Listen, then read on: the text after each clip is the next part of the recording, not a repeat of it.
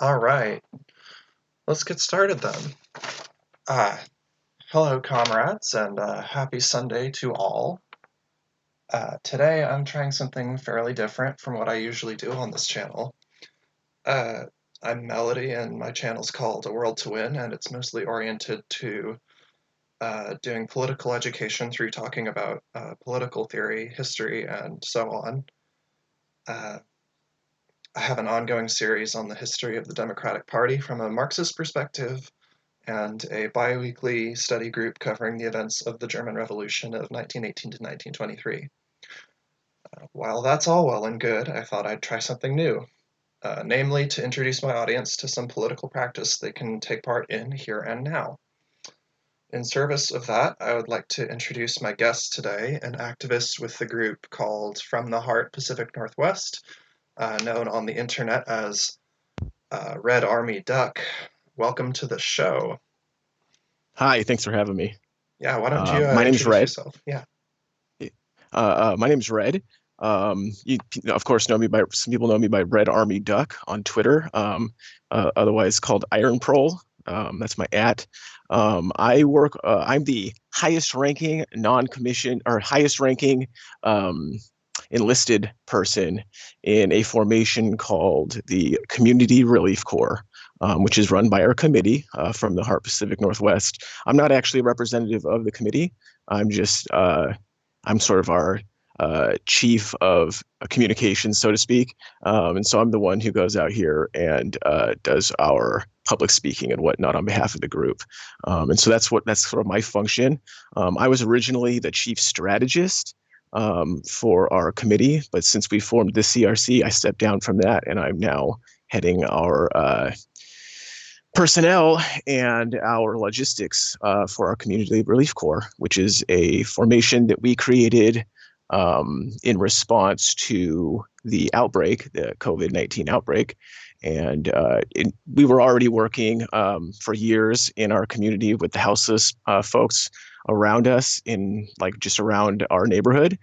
We've been already working with them for 5 or 6 years at this point, and we just pivoted towards public health and hygiene and general uh, support for the houseless community.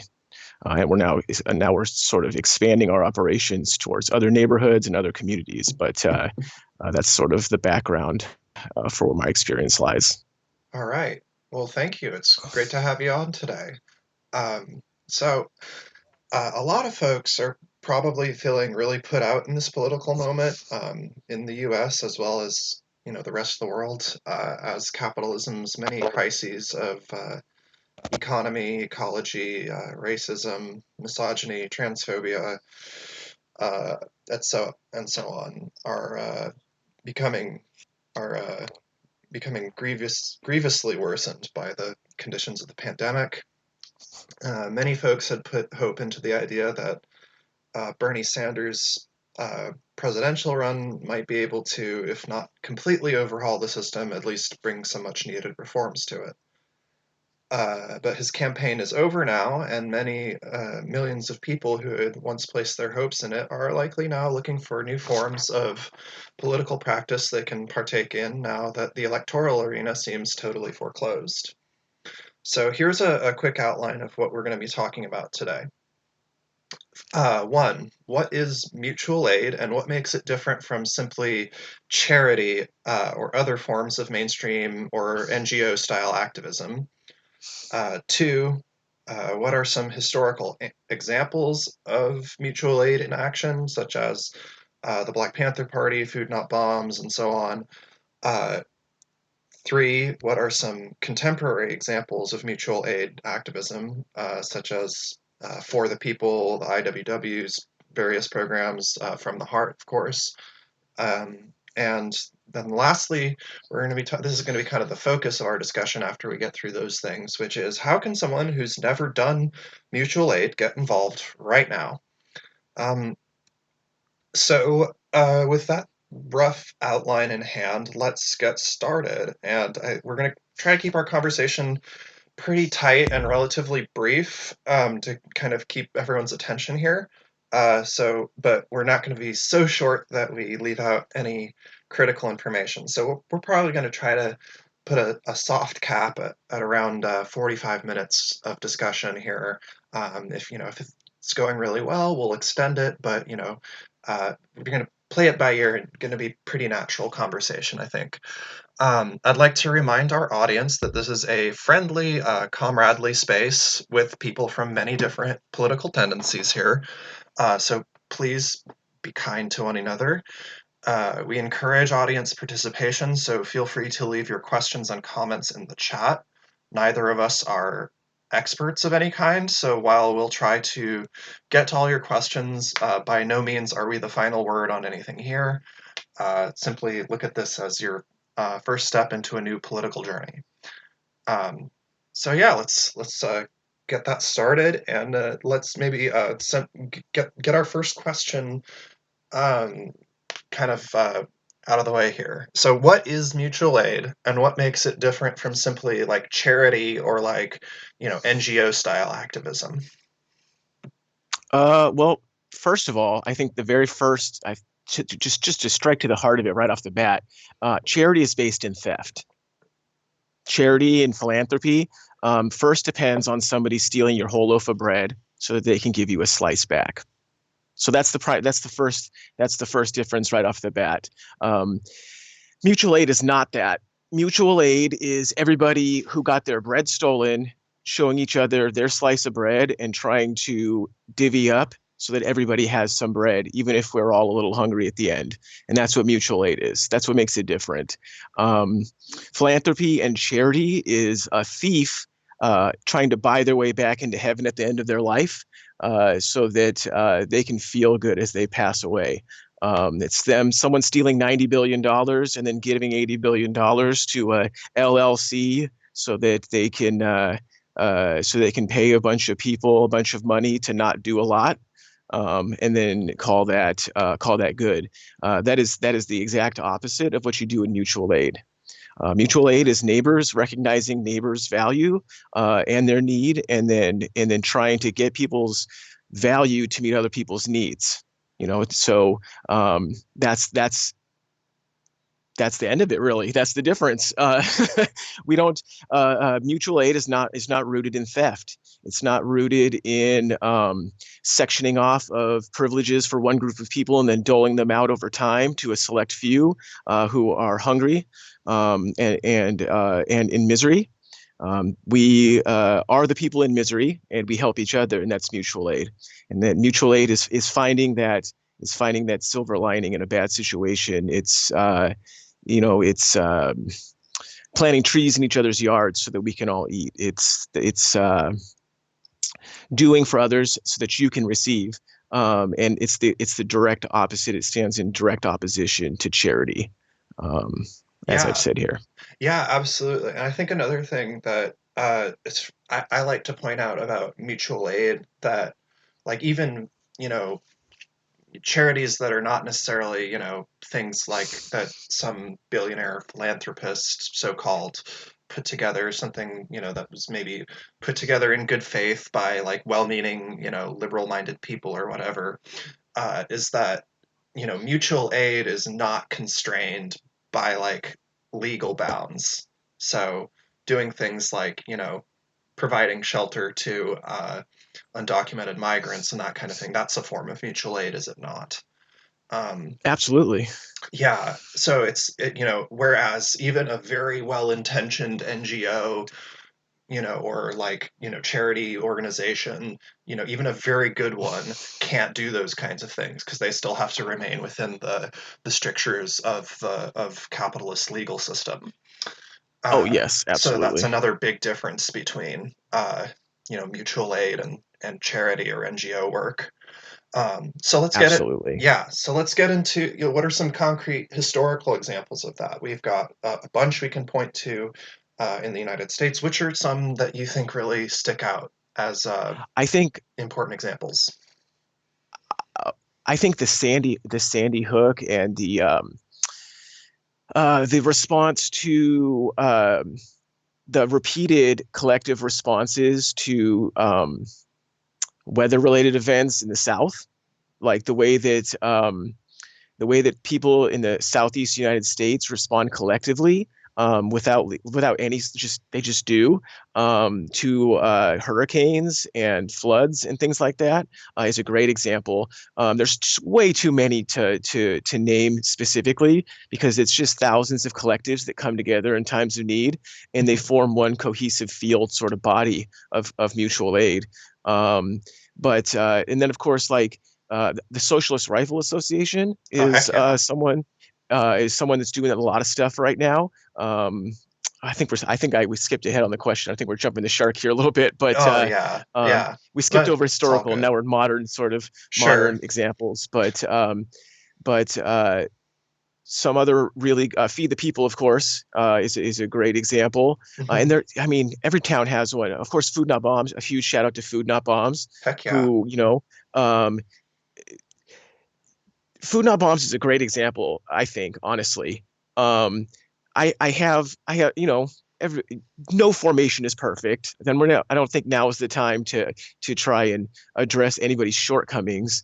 But I think now is a great time to laud people for what they do bring to the table. And I think Food Not Bombs is great. It's a great example of leadership in times of need. Hmm. They give and they give and they give, and they don't try to conquer. They just try to meet the needs. And that's one of the pillars of leadership that we believe in, is that returning to the basics and feeding people, meeting their needs, clothing people, fighting for their housing. And these things are the basic tenets of a good leader, of good leadership. And and I think that Food Not Bombs shows that pillar very well. They're a shining example of just quietly and humbly meeting people's needs without trying to dominate them. And I think it's wonderful. And for that, they should absolutely be commended. Like, Yeah. I mean, just for a whole generation, it feels Yeah. like they've been doing it. It's incredible. Yeah. And I was going to actually add to our previous question of what differentiates mutual aid from traditional mainstream kind of charities or NGOs, which is that you can is that well, not in all cases, of course, but mutual aid has the advantage of it can be used not simply to provide direct aid to people, but also to do political agitation, Absolutely. and education, which I think is certainly the case with the Black Panther Party historically.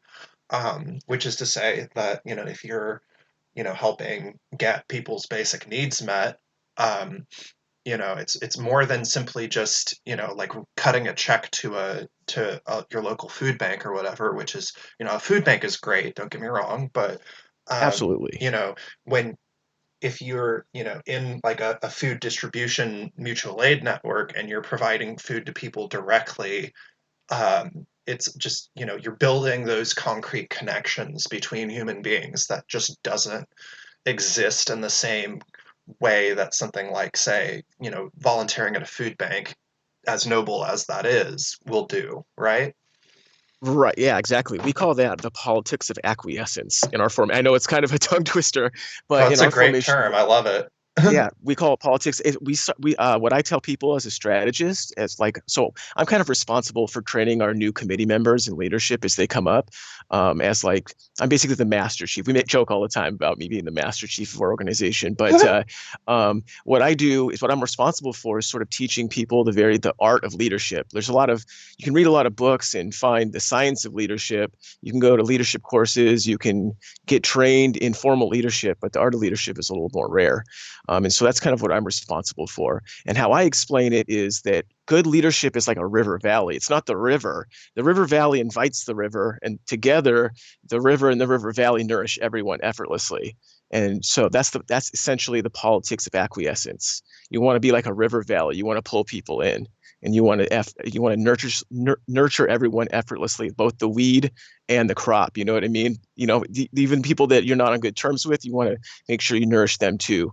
And so that's the politics of acquiescence. And it draws people in. You're absolutely right. Feeding people is the first step to knowing their tastes. Knowing their tastes is the first step to reflecting with them, and reflecting with the people is the final step in learning how to come together and work together to make liberation.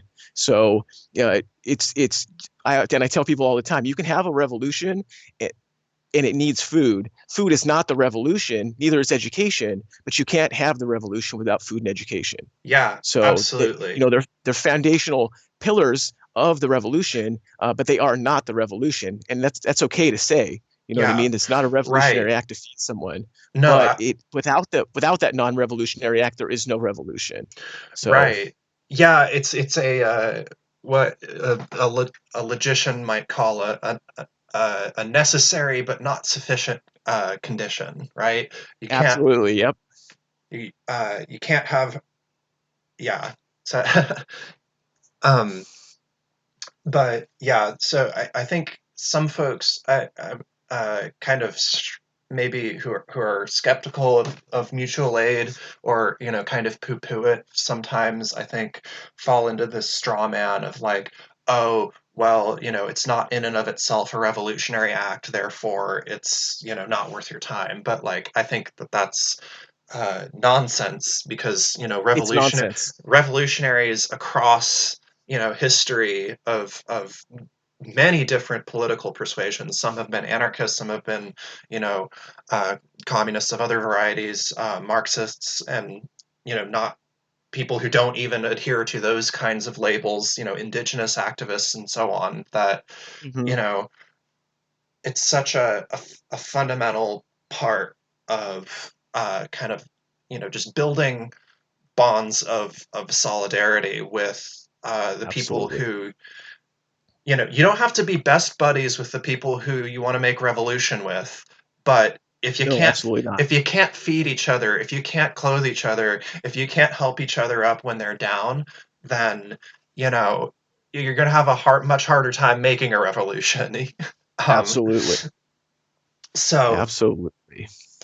yeah, so I think maybe it would be best to kind of just get right into how can folks break into this sort of activism today. Like, what if you woke up in the morning and wanted to find your local food distribution network, or your local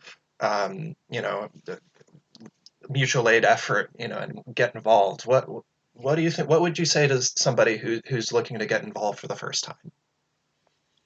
I think there's two simultaneous things that you have to do in your first day of activism.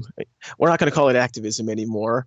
We're going to just call it community development, because we're not active. We're not doing activism at this point. We're now actively doing something different. So, this is your now you've moved beyond activism. Let's say this: you move beyond activism, and you want to move into community development, and that's what we're doing here. We're moving into a new phase of activity. There's two simultaneous things you need to be doing off the bat, and there's going to be a third one that comes soon. The first one is you need to do investigation. So you need to be finding out right now, first thing, who's doing what and how are they doing it? Why are they doing it? And how are they doing it not well? That's your very first step. The first sin of community development is redoing somebody else's work. It's the cardinal sin of community development is duplicating efforts. If somebody's already doing something, go find out how they're doing it and get behind it. That's your first job. Is your first job is investing who's doing the work, and go find them and see how you can help them. In short order, you're going to find out what they're doing right and wrong. You may stay there and help them out. You may not. So your first step is to find out what people are doing, and then go and help them with that. But your second step is to start developing your own program, right? So you need to be behind somebody and learning from them, and sort of trying to network and get to know people and find out the lay of the land and survey your neighborhood, and sort of begin that process of figuring out who's doing what and what the world around you looks like. There's already things happening. The fight has already been happening around all of us for a long time. And it's very important that we observe the expertise and the experience of the people that have been doing things, even if they're not doing it necessarily the way that we would prefer. Um, it's part of a process. We say that slow is smooth and smooth is fast, right? Um, so uh, start slow, figure out the lay of the land, survey what's going on and what people are not doing, help people in what they are doing, and try to develop programs in the second phase of your work that is starting to fill in the gaps. So once you learn what people are not doing, at that point you can start to think about what it is you can do to meet those needs, those unmet needs. But it all starts with that process of investigation. Because the very worst thing you can do as a first timer, I'm talking to all you white guys right now, white gals right now, cis people. I'm talking to you right now. The worst thing you can do is go in first day as a community developer and start stepping on people's toes who've been doing the work, black and brown people, trans people, queer people, et cetera, that have been doing the work for a long time. And then you go in and start telling people how you'd like it to be. It's the worst thing you can do is to duplicate that effort. The best thing you can do is to start out as a student. Start out as a student and go into this new start out brand new. You are a seed. You are a seedling. You're a sapling that just broke the surface of the soil. You're brand new. Um, and Yeah. if you can, yeah, if you can do that, in your second step, if you can, first you go in and learn, and then you start to develop the new processes. Those are your very two first steps. That should be where your brain is at, trying to learn and then trying to develop. And those are kind of like going to be your sort of back and forth through this whole thing, and it's going to guide you through the whole process. And as long as you continue to go out and learn, and then to turn around and develop, you'll be all right. Yeah, absolutely. I think, just it's a good rule of thumb as a general outlook, I'd say, to always be a student, really. No Yes, matter, always be a sapling.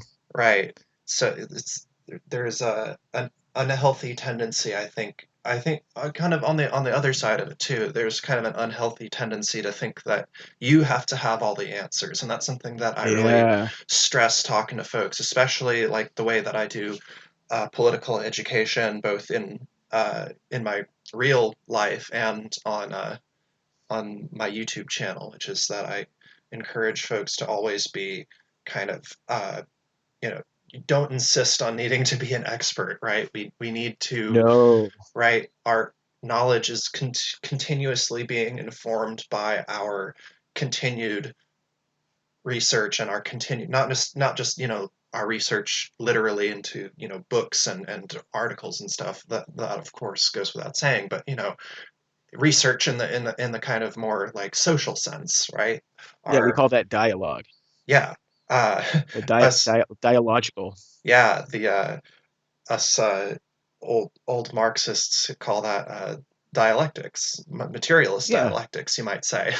Right, your political theory is informed by the work that you do as you engage with whatever kind of political activity that you're doing, and it's continuously updated as in kind of a scientific process. That's the idea of if you maybe folks have heard the term scientific socialism. That's what it means. It means that you're continuously improving and updating both your political theory and your practice of whatever it is you're doing. Um, yeah, we actually have it broken down into practical steps in our formation for people. yeah, If you want to hear yeah. how we break Please, it down, please, by all but there's means, a this is your tri platform today. we have a tripartite sort of explanation for this, and we don't we sort of break it down even simpler. So there's expression, there's dialogue, and there's internal education. And those are basically the three primary flavors of your formation. No matter if you're a Marxist or an anarchist or whatever you call yourself, we believe that your formation has three primary flavors. Like salty, sweet, and bitter, whatever. Um, the three flavors that you're working with, and I use a lot of cooking metaphors. I'm a baker by trade, and a French chef by sort of culture or whatever. But um, so I use a lot of baking metaphors. So excuse my heavy-handed metaphors. But the three flavors we're going to be working with is dialogue, expression, and internal education, not external education. But you do that, but it's not our primary flavor. The internal education of your formation, which means like your people inside your group and teaching each other and building a political line. Um, Dialogue, which is the practice of merging our critical political focus with the particular our general political knowledge and general political focus with the particular knowledge of the people. So that's dialogue. So that's us. Dialogue is the blending of our focus, our lens through which we view the world as either a Marxist or whatever it is, whatever your formation's lens is, um, blending that critical focus with the particular knowledge of the people in your community and the expertise of that community. We call that the sort of dialogue flavor. And then the final flavor is expression. And that's your food programs, that's your outreach programs, that's your political programs. That's not the actual work of your formation. Those are the expression of the other two things that you do. Um, but nonetheless, it is a flavor on its own. And that's sort of how I break it down. So our internal education sort of leans on our dialogue, right? And between those two, we find our expression. And our expression also, of course, has its own rules. But that's sort of how we break down the process of analyzing your formation as it's in motion, sort of. And so we try to build these three focuses into everything that we do.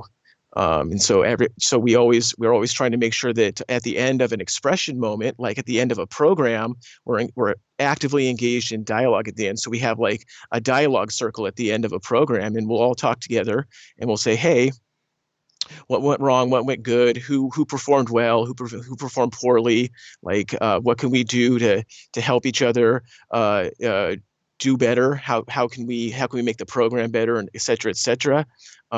When we're at the end of a dialogue moment, we have dinner and we clean up together and whatnot at the end of a successful dialogue. And that's sort of an expression of our collective politics. You see how they all work into each other. Yeah. And so that's how we break it down, like in an active sense for people as we're sort of explaining them to the basics of this like sort of leadership technique that we have. And that's sort of how we break down that sort of dialectical process. It's not dialectics exactly, Well, I but mean, that's it's exactly what it's I would call dialectics, frankly. oh, okay. I I I think, I don't know if people have poo-pooed on it before, so oh, well, I think that's, maybe if somebody has like a really schematic and like kind of fixed, ironically, if they have a very fixed idea of what dialectics is, which I would yeah. say is very undialectical of them, um, then Yeah. they might poo-poo that as not being dialectics, but that's dialectics, and they can shove it. But this brings up a good point though. Like if you if this is a programification of something that we found through our practice and sort of Mhm. theorized on our own, but then found the language for through reading. So these were things that Yeah, we observed through our work, and then we found the language for in theory. So we didn't learn these things through theory, right? Like we sort of developed them internally, and then we all started reading, and we were like, oh, you yeah. know. So yeah, we. But my point is that it doesn't matter much what you call it, right? It doesn't matter. Like if it works for you, um, uh, then it works for you. Like I don't, even though people have poo-pooed on this idea and called it all kinds of things on this tripartite idea, it works for us. Yeah. And so the proof is kind of in the pudding. I And mean, so that yeah, it does. That's the ultimate you proof of know? any idea. Yeah. And so when people say, "Oh, well, that's nonsense." Well, I say it can't be nonsense because it's we worked it out in practice. Like some of it might be flawed, and we will discover it through more practice and more observation and more dialogue. But right now, it's working very well for us. And so, thank you very much. Keep it pushing. So Yeah, um, absolutely. I you have to reading is good and theory is good, of Yeah. course. And as we're now talking about it, it's our third point, internal education. um, Hmm. you can never be educated enough to begin doing the work. So you can't let your lack of book learning stop you from going out there and doing the damn thing. Um, Absolutely. yeah, don't just because you haven't read State and Revolution or the Bread Book doesn't mean that you can't go out right now and be practically useful. Right. Education can come in time. Anybody can be read to. We can put an audiobook on. We could Yeah. put a YouTube video on. There's lots of ways people can be educated. I Hmm. can just talk to you about it and we can educate you that way. You can get creative about education, but what you can't teach is the fire in someone's belly to go out and do a constant act of justice. Yeah, You absolutely. can't teach that. You Yeah. can't teach it. And what I, Yeah. I think I think the folks get, I think, a little bit lost on, where does theory fit into this, which is, I think maybe people get a little bit hung up on Yeah. what even is theory in that context. Yeah. And like what I try to say uh, is that, good political theory, the reason that you read theory or history is not so that you can be the cleverest person in the room, because that really doesn't matter very much. It's so that, you know, if you're trying to make revolution, other people in the past have tried to make revolution before too, and Mhm. we have the good fortune of at least some of them wrote down what they were thinking about and what they went through. And I think that, I think the kind of to totally put theory just totally out of the picture is to discard that in a way. This is not to say that everyone needs to have read, the life works of Marx and Lenin and, Bakunin No. or whatever. I'm not trying to say that, but what I am trying to No. say is that, you can frequently save yourself a lot of grief by saying, okay, this political group did X, Y, and Z, and they wrote about it, and they said, okay, these are the pitfalls we ran into. Don't do this, or do Yeah, this. exactly. Like that's Yeah, the point. exactly. That's the point of reading theory. It's not so that you can, lord it over other people about how clever you are. I think that that's like a very kind of, maybe when folks think of hear people saying, oh, go read theory, that's what kind of the image that's conjured in their mind is, oh, well, go read Das Kapital, Yeah, yeah. Read and Lenin. right, like I'll Okay, I'll and yeah, like, but I mean, like, the dialectical thing is, you can't just go read Lenin. Okay, well, yeah, Lenin's great. I read Lenin. He's great. But like, why? Why are you yeah. reading Lenin? Like, if you're Hmm. reading, say, State and Revolution, you're reading a book for a reason. You're reading a book that is explaining, that is analyzing the dynamics of a structure that you want to help undermine, right? In the Yep. case of the State and Yep. Revolution, that's a very specific case. Here's his Lenin's recording his thoughts and experience of being a revolutionary in his situation, and his interpretation of Marxist theory and so on. That it's not, you know say reading State and Revolution. You don't need to read a particular text just for its own sake. You're reading No. with a very particular purpose in mind, right?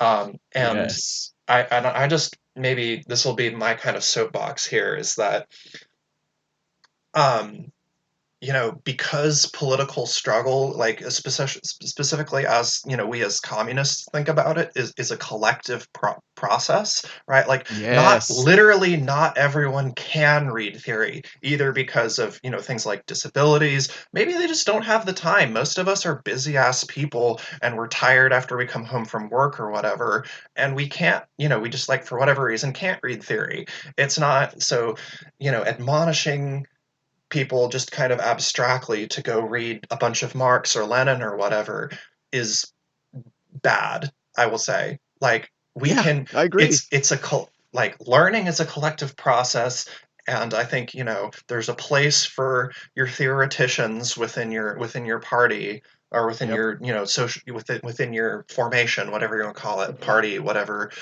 Yeah, uh whatever your formation is. right. There's a place for everyone. I think that's the idea, is, and Absolutely. that, Agree. like, Agree. in that fundamentally theory and practice form a unity, right? Thought and Yeah, they're action, not separable. right? Thought and action, right? This is especially, this is exactly what Marx talks about, and I think one of his earlier manuscripts, he says that that's what differentiates human beings from other animals that do creative things, like bees building a beehive. Like, the bee doesn't picture a beehive in its mind before it goes It and doesn't objectify it. That's right. right, right. So a Yeah. human, like, by contrast, like a human architect, like, gets out their drafting paper and their white pencils and does all this research and calls their engineer friend and says, "Hey, is this structurally sound?" Like, right, like, we that's what Yeah. differentiates the human ability to think, from, other species, is that we have that capacity to think and to plan and to reflect on our mistakes and so on. And that's, so that's why, that's kind of my soapbox 2-minute defense of why we should read theory, but not just kind of admonish people abstractly to do so. Absolutely. Absolutely. I have a very short aphorism Yeah, for please. my support of reading, which is that you individually can be very effective alone without theory, but we cannot be effective together without it. Yeah, Period. that's exactly what I was trying to get So at. you can feed 1,000 people by yourself without theory. Anybody can do that. Not anybody, but you know what I mean. Anybody that's capable can do that by Hmm. themselves. Um, but to get 1,000 people together and feed 1,000,000 people, you need theory for that. Yeah, You're not going to do absolutely. that. You're not going to do that. Not because you're not capable, not because you're not smart, not because uh, of any of those reasons, but because of your enemies that you will generate in the process. That's why. Um, you need theory because nothing, no good deed that a working class person does in this world goes unpunished. Hmm. Not a single one. And you need theory because you need to know what your enemies are going to do to you before they do it. And the people that have done what we've done in the past have been murdered and killed for it. And we have to learn from that. This is an Hmm. important fact, and it's grim. Yeah. But the Black Panthers taught us this. They wrote about it extensively. If Hmm. you do good in the world, you almost have to be, and I'm sort of sorry, you have to be suicidal. Um, because to do good in a capitalist world is to invite reaction. Hmm.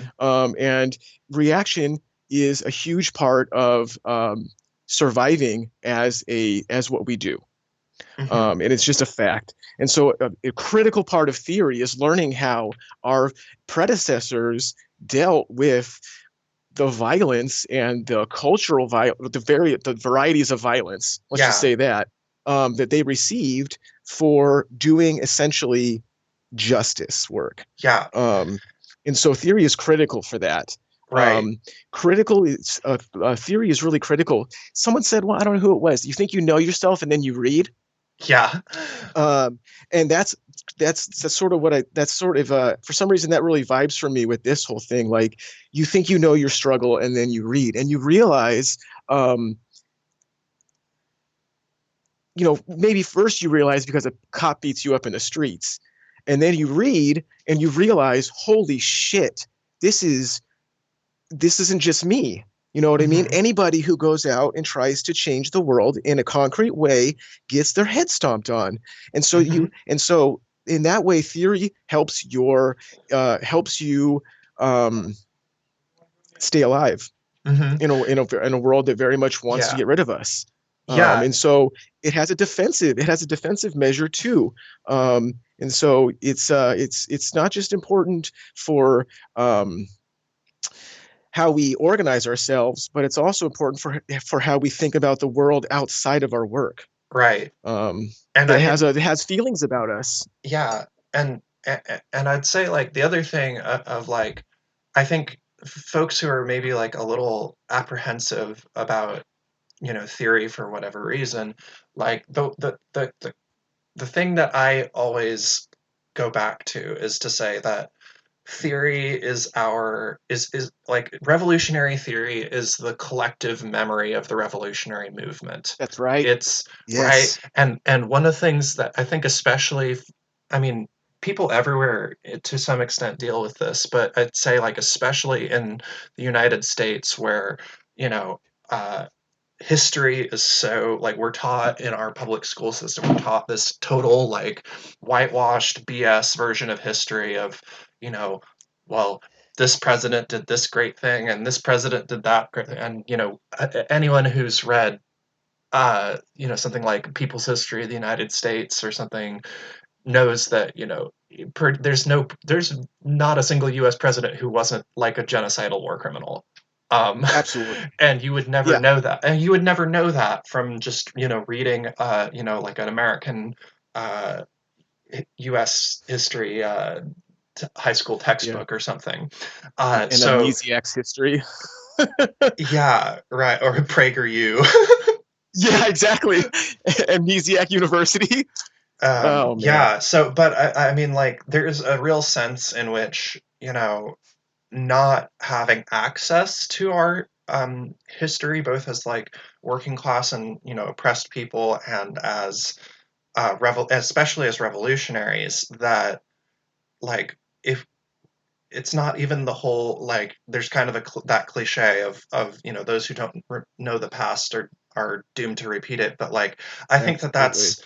that's maybe like something that's been repeated so many times that it doesn't have quite as much substance as it ought to, which is that, Oh, I have another like, one that's good. yeah, There, go for it. history doesn't repeat, but it certainly does rhyme. Oh, Mark Twain, that's a good one. Yeah, Mark Twain. That's Yeah. another good one. So, but I guess the substance, I think, of the matter is that, uh, is that we have to look at ourselves as, and this is why I think, not having, you know, you don't have to know every single, blade of leaf in history, of course, but or Yep. blade of grass in history, but like, uh, just to know that we are historical beings that have agency within history. That is, something that you can really only learn through, and you don't need to necessarily read a literal book, but like, receiving history from, elders of the movement and that sort of thing, which is Mm-hmm. something that I think a lot of folks, like I was struck by when a couple of years ago when I, first kind of started calling myself a socialist and joining a movement, which is that, the last generation of revolutionaries, a lot of them are either, dead or in prison. Yes. And I think that that's really that's traumatic for us as a movement because we have to in many ways kind of start from scratch. um, but I'd like to, since we're approaching the 45-minute mark, I'd like to kind of take things back to you to kind of because you said that you really wanted to highlight contemporary activism and what folks are doing right now. So maybe Yes. do you want to talk about what you do with From the Heart, or what other folks are I want doing? I want to talk specifically about our experiences and how we got this started, Yeah, please and do. The some of the platform is so, yours. and okay, and I'm going to Yeah, specifically talk about um how we kickstarted sure. this process, right? Yeah, just a moment. This sure. Yeah, so yeah, I want to just take a moment to thank everyone who's joined us. We have a good number of viewers, which is I'm very pleased to learn that Welcome in, you're everybody. attracting a not a huge audience, but you got 13 people watching right now. I'm very Right excited on. about that, and I'd like to just take a second to encourage folks who enjoy the content that I put out here to please consider supporting me financially through Patreon. I just put out my information up there on the screen. It's patreon.com/a world to win. And even if you can't support the show financially, you can follow me on Twitter, like, comment, subscribe, share, etc. All the usual YouTube stuff. I don't love doing this, but meaning I don't love having to kind of hawk myself like that, but uh, it is what it is. But so just without any further interruption, I'd like to pass things back to my co-host here, and we'll keep carrying on. Thank you, boss. Um, I just want to say after this, I'm going to go personally on From the Heart Pacific Northwest Patreon, and our Patreon is then now going to subscribe to a World to Wins Patreon. Oh, So that's we're very going to kind do of it. you. So y'all should do it. Give a little bit of money. Um, this stuff that we're doing right here is important, and it directly addresses that point that she was just making about revolutionary history and revolutionary memory. We have an opportunity, a strategic opportunity right now to preserve ourselves in real time so that the kids later might have an opportunity to learn our mistakes and our missteps in real time, much quicker than our predecessors could. Yeah, So just keep that in mind. and I mean As that's much the as shit we want to talk about podcasts and whatnot, this shit can be crucially important. So maybe sure. give $5. And I mean, that's the thing is that even if, for some reason, I either, God forbid, something bad happens to me, I get hurt or locked up or whatever, my channel will still be here and folks can still learn from it. And, Yep. or if, Yep. if I just, decide to stop making videos someday, well, it'll still all be up there and hopefully Yeah. it'll be something that folks can learn from. And so, yeah, without any more ado there. Anyhow, Let's get back to you talking about your experience with From the Heart and whatnot. absolutely. So I'm going to try and work in sort of that tripartite theory of like sort of material, sort of dialectics that we have. Like I said, not strictly dialectics, but our sort of homegrown version. Apologizing to any Marxists ahead of time who are going to get angry with me or whatever. It's fine. Moving on. We start out, so I like to break things up into triparts for some reason. It's just a thing I do. But we have a process in the beginning for developing your mandate. Mandate is your working orders from the people, essentially. And so how you start building your mandate is with sandwiches, cigarettes, or socks, is what I say. It's how I train people up. And so what you do is you find cigarettes, sandwiches, or socks, and you go out and you start handing them shits out. That's it. And you just do that. That's it. That's the first step. That's the first step into building your mandate. So you go out, find the people most in need, usually houseless people is where we start, and you fulfill their mandates. And so we found the time. Hello?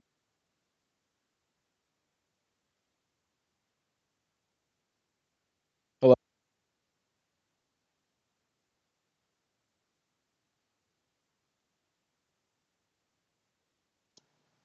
Oh, Are you still with us? yeah, I'm still Are, here. are you okay? You kind of trailed Hello? off. Hello? Oh, I was hearing noise. Huh? I just heard like a lawnmower or something. It was weird. Huh? Strange. Yeah. Oh, I don't think Um, there's a lawnmower on our end, but can folks in the chat? Can you still hear both of us? Oh, well, I think just keep talking and sure. we'll figure it out later. If nothing Sure, else, sure, I'll have sure. everything archived, so don't worry. Very good. None of it's being Okay, lost. not worried about it. All right, so plug in ahead here. So you start out with a pack of cigarettes, maybe a pack of socks, maybe you get from the store, um, a whole loaf worth of sandwiches, and you go out and you find the people that are quite obviously in need, and you develop the skills to start meeting those mandates. Nobody likes a cigarette, right? Whatever. I don't like I don't smoke cigarettes personally. It's an outreach technique. It's a way to start building your rapport with the people. It's a way to start building your outreach skills. It's a way to start breaking up that ice, that alienated ice that's between us that keeps us atomized and stops us from identifying with each other and building on each other's collective needs, right? It's a way to start um, building your efficacy, is what I call it. And start building your mandate. And so what this means is you just do this for months, maybe weeks. It took me about I don't know 6 months before people were calling me the socks and sandwiches guy. I mean, we started out with some socks. We went out with some socks and some like I think egg salad sandwiches, something totally disgusting, but it's just what we had. Um, and we went out and did the damn thing, and we just did that until people started talking to us, and just naturally, organically, we started to build our mandate with these folks by identifying further needs. And we couldn't meet all their needs, of course. We were only two people. um, but every need that we could meet, we built into our mandate. And day by day, week by week, month by month, we steadily increased our mandate until we had a space, until a church had given us a total free space to use their kitchen and all these things. And then we started a program. And week by week, we just steadily improved the program. First, we just started with like pancakes and eggs, and then we advanced to basic needs program, and then we advanced to this and that, and so on and so forth, right? But the important part is that day to day, week to week, we continue to refocus on what really matters.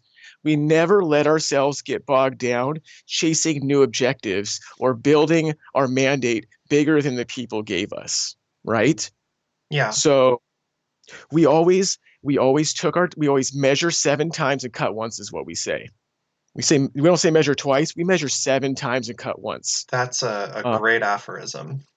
Yeah, measure 7 times and cut once. This is the tailor's aphorism, not the woodcutter. The woodcutter measures twice. The good tailor measures 7 times, and so that's where we got that from. Um, and so we try to measure 7 times, and so we work real slow, but we do. But the programs that we build are methodical. They're well thought through. They're successful, and they live. They run themselves. There are conflicts, but we deal with them. There are all kinds of things, but we deal with them in a principled way, and it moves forward. And it moves forward because we're constantly re-observing the basics, and that's really what leadership is. Um, um, the art of leadership is readdressing the basics constantly, making sure people have their morale, making sure they're rested, making sure they're fed, making sure they feel comfortable in their clothes, in their situation, in their where they are in the structure, how they serve the people, and all these things. That's leadership. That's leading from behind. That's um, As enabling people. yeah, I was gonna say Yeah, as Eugene Debs put it, not rising from the ranks, but rising with the ranks. absolutely, absolutely. Yes, that's right. And so this is the act of rising with the ranks. This is how you do it. This is how you do it. Active redistribution of material is primary, of course, in your expression in your programs. But then you also have to use your expression as a means for dialogue, right? So Yeah, the expression, handing out the food, naturally comes into the dialogue mode where we start to enter into conversation with the people where they are as they are. Zero barriers. We go exactly to where they're at. If they're shooting drugs, we're right there with them. They're shooting drugs. If they're buying drugs or selling drugs, we're right there with them doing that. We know zero judgment, zero barriers. If they just did some shit, we're right there with that. And because we have this history of dialogue, this reliability with the people. They trust us completely. They trust us completely, and we'll just be chilling there, and they'll be living their lives, and we can have these true and honest dialogues with them and build this true and honest mandate. It doesn't matter what situation they're in. It doesn't matter. They don't like us, but they respect us. You know what I mean? They don't like us as people very much. I'll be honest with you. Folks out here don't like us very much. But they respect the fucking life out of us. They respect us because we are reliable. When we say there's going to be a drop off of food this day, this day, this day, it happens every time. Every fucking time. We have never missed a day in 6 weeks since we started this formation. We have never missed a day of outreach or now a day of service. Never one time. Yeah, Never one time. I was gonna say, not only in activism, but this is maybe another good general good rule for life in general is to be consistent in those things and routines Yeah. and repetition can. Liability. There's a great quote from I think it's she's a music theorist. Her name is to look it up real quick. Elizabeth Helmuth Margolis, and she said, I think this is from her. She said, "Repetition is the blueprint of human intent," and I think that Yes, indeed. that's, despite being from music theory, it's a great thing that I I like. agree. It's a, ab- Reliability builds faith. yeah, absolutely, and Mhm. it's one of those things where I think this is part of why mutual aid in particular is such an important part of working Yep. towards building political, like why it's a political act. Maybe like again, not necessarily a revolutionary act, but it fundamentally is a very political act, which is to say Absolutely. that you know the the image that you are projecting when you do something like the kind of work that you were just talking about, when your political faction is engaged consistently in that kind of work, is that when shit hits the fan, whether it's a minor, relatively, historically speaking, minor crisis, or something really catastrophic like the Great Depression, if something like that ever happens again, which is very much, you could see that happening in the near future. It's not unimaginable at all. In fact, there's some, this pandemic has really precipitated a lot of major crises in capitalism. But my point being is that when shit hits the fan, that the work that you do as a communist, as doing mutual aid type stuff, is to create an image of somebody who's there to help. You are, Absolutely. Not just an image. right, it's an image based on real material. Like that's the materialist part of it. It's not simply an image, but it is like, you know A uh material yeah, fact. yeah, it's a material fact. You helped people when in their time of need, when there wasn't a crisis, and now that there is a real political, a real crisis, either economic or political or both, Mhm. that that your leadership, as your political leadership, your political hegemony, is not something that you have to simply conjure out of a hat. It's trust that you've No.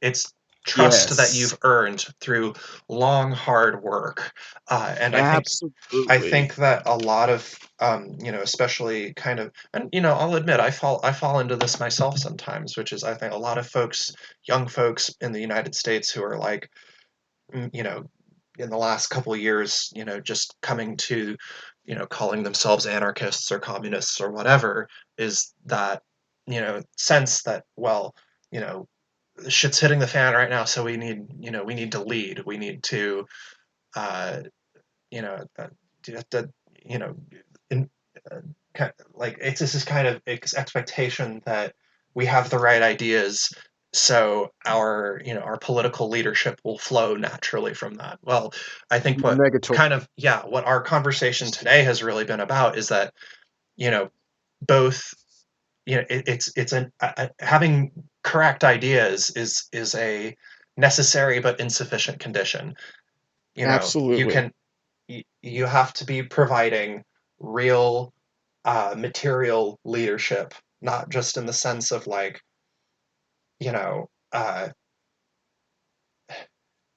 like being well organized. I mean, that's again another necessary but insufficient condition. Can be well organized and not have other things, um, right? But like to be building political power through, directly building bonds between real people in real time. Absolutely. Absolutely.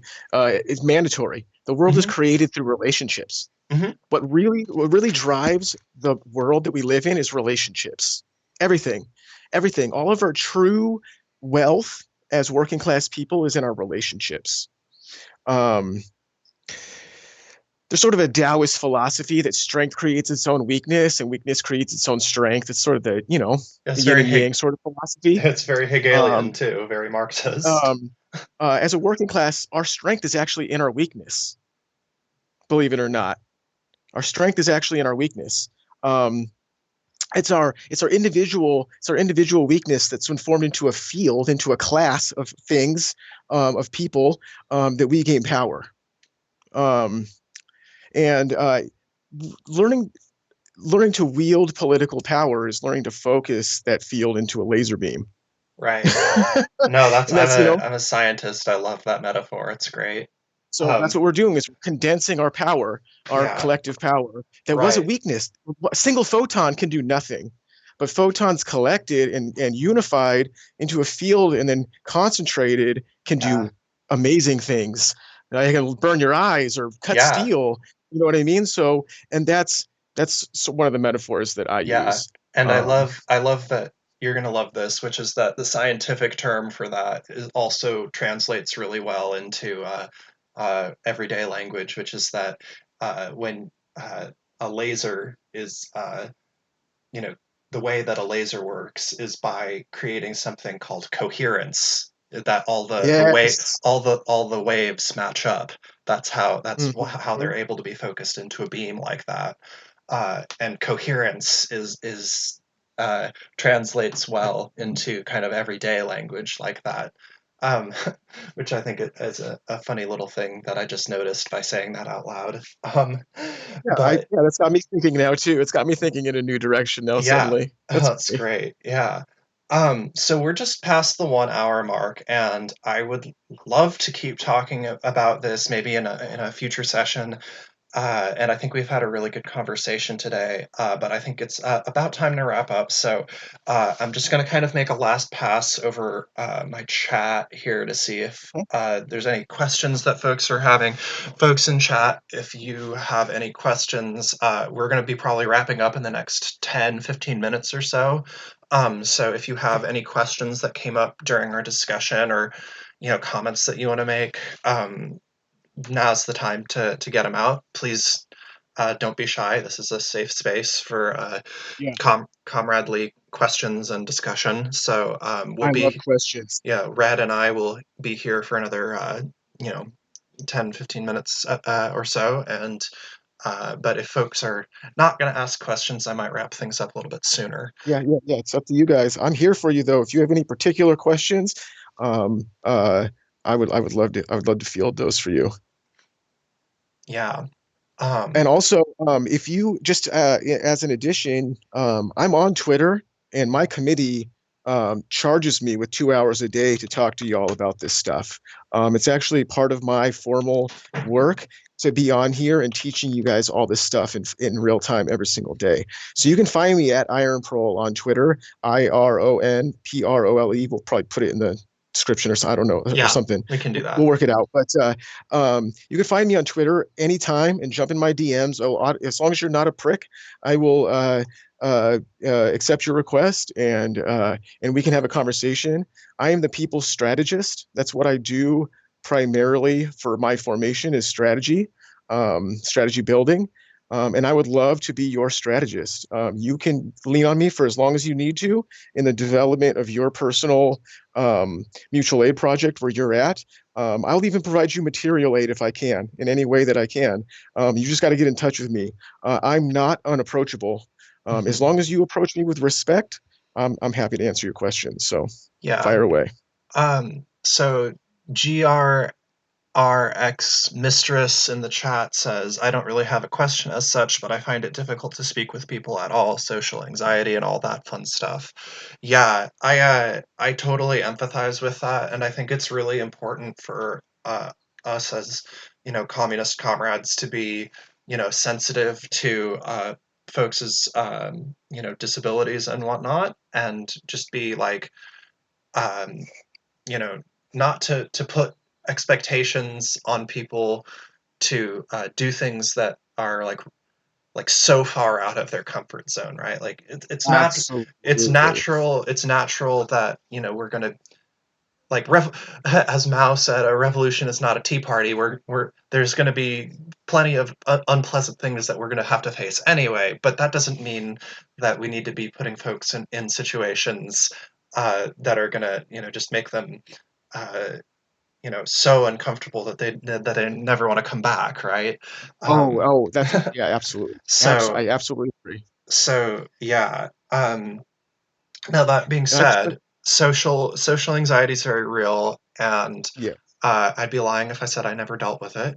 Um, what I'd say, I guess, like again, I'm not like a psychiatrist or a psychologist or a therapist of any kind, so take what I say with a grain of salt. But um, to for social anxiety specifically as it applies to activism, I find that it really helps to have a little bit of a script for yourself, like maybe write down on like flashcards, like a couple of like maybe like things that like they could even just be very basic things like introducing yourself, like a little flashcard that says, "Hi, my name is blah, my pronouns are blah blah blah."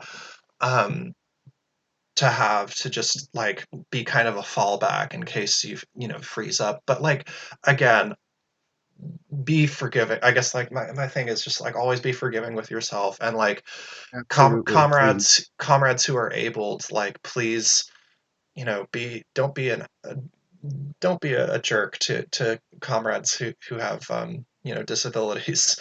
um No, no. In fact, our position is that we try to embrace all flavors. Again, a cooking metaphor, but our formation runs from 17 years old to literally 70 years old, and between those two age bounds, there's every sort of person you can imagine, and they all operate in our formation in a different way that's particularly suited to them.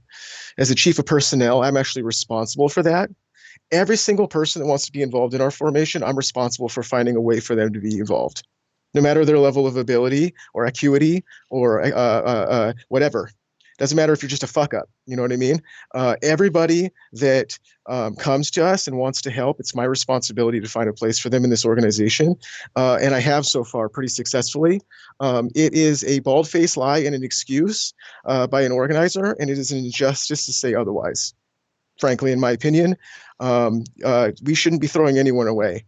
And so yeah, what I'm talking about here today is a specific subset of the struggle, which is in particular this very outreach, very activity, program focused um, base building.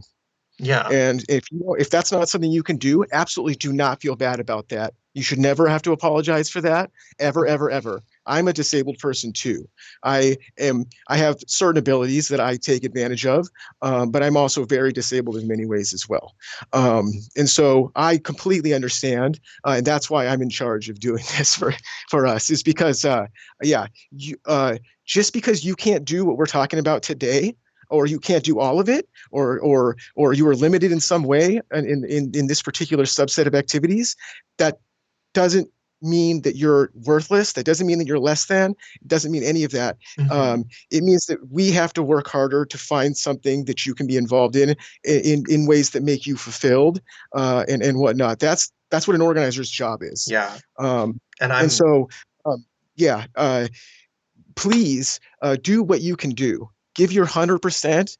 I mean, always save that 100%. You always have to recreate yourself for the next day. So please don't put yourself in situations that are untenable, and don't put yourself in situations that are unsustainable. We want always, we, this is a long fight. It's a yeah, generational fight, and it's not going to be won overnight. So you got to take your time yeah, and do what you absolutely. can do. Right. And Yeah, I just wanted to, as we kind of wrap things up here, I wanted to just make sure that, this is something that I try to be very clear about on all of my platforms, both on and offline, which is that, to be a revolutionary, particularly in the imperial core in this era, is to realize that we are in the beginning of what will probably be a decades long fight. This is not, you absolutely. know, like I want to reference what Lenin said way back, all the way back in, I think, 1906, 1907, during there's this period after the Russian Revolution of 1905, where the Tsar really cracked down and things got really ugly. And Lenin was by then, I think, in his 40s, and his whole generation of Bolshevik activists were all, I think, kind of in their late 30s and mid 40s, I think, at that point. If I'm unless I'm screwing that up, but they Lenin said, uh, some of us may not live to see the revolution, uh, right? And like so the future is ours to build for, right? Like we can't. This is not something that we're going to achieve next year, or maybe not even 5 years from now. Absolutely. I'm in my late 20s. We might, if I'm, an old woman, if I'm in my 70s when the revolution comes, that might be how it plays out. But like we can't, you know, we can't be waiting for it as if it's some kind of messianic event, right? We have to be, Yeah, you know, building, always absolutely. building. We have a And little, yeah, please, I agree. please. We have a little aphorism for that too. It says, if death finds you planting saplings, just keep planting. Hmm. Um, the point of revolution is that we're planting trees that we're probably not going to be able to sit in the shade of. Absolutely. That's that's the same with planting trees for your in your neighbor's yard. Yeah. That's not neither for you or your neighbor. Ultimately, though it may eventually feed us, that's for everyone in the future. Right. A fruit tree feeds in perpetuity as long as we take care of it, Yeah. and that's sort of what we're trying to do here, right? That's like the Yeah. ultimate goal. And Uh, uh, I'm Jewish, and there's a little kid's song that I always kind of, there's a line from it that I always apply to activism, especially revolutionary activism, which is that all God's children got a place in the choir. Like that's right. we have, not everyone has to, not all revolutionaries have to, literally pick up a rifle Oh, and like some of us for certain do, but like as we kind of were talking about earlier, like the whole point of having a collective organization is to have something of a division of labor, so that everyone uh, whose capabilities are, we're really, using we're using everyone's capabilities to their fullest, and not, putting people, uh, not asking fish to climb trees, as it were. that's right. That's right. That's right. So with that, Uh, I'm gonna close this out for today. Thank you everyone so much for joining us. I'm gonna remind folks that if they want to support the show, to head over to patreon.com/a world to win. Make sure to drop a like and comment on this video once it's posted. And share it with your friends, share it with your comrades. And yeah, thanks for tuning in. And thank you again to Red Army Duck here for uh, coming on and doing this interview. It was an absolute pleasure to have you. Thank you very much. It was a pleasure being here. It was great talking with everybody. Thanks for having me. Hopefully, I want to do this again. I have like a million more things to say. So, Yeah, it's great. um, We'll have to have you on in hopefully, the people, future. It'd be an absolute honor. yeah, hopefully the response is good. Everybody and leave a comment on this and everything when the video comes out, y'all. Because you guys, we need to really support projects like this. I'm really dead serious. Communist and socialist media is the future. We got to take this shit into our own hands. We cannot rely on anybody else to create the narrative for us. We have to take that shit. So, and then not only do we have to take the narrative, but we need to take the representation of our movement and ourselves into our own hands and never, ever, ever let our enemies get one step ahead of us on that. So, That's right. it seems, you know what I mean? Nobody is it coming seems to like save us but us. that's right. So we got to build all of our own facilities, and Hmm. it may start on their infrastructure. The ideas may start on their infrastructure, but when that shit gets taken away, the ideas still Yeah, exist. So don't despair. You know what I mean? But we got to support this shit right now. We can't repeat the failures of the past, y'all. Support the communist media because we yeah, got to keep that revolutionary memory alive. yeah. And Give them I'd $5. I'd encourage folks to check out, for example, Means TV. They're doing that exact thing, and they've got content from all kinds of different left creators. For example, American Johnson of the channel Non-Compete has some content up there. I think there's also a documentary on the struggle for um, the freedom in Palestine. Is Okay. up on there. Go to, I think it's means.tv, means.tv. Anyway, that's a quick plug for them. But yeah, thanks everyone for joining us for our conversation today, and hope that everyone out there is staying as safe as possible, and is you know we can look to a much brighter future together. We have a world to win. Good All night, power to the everybody. people. All power to the people. Yeah. Good night, comrades.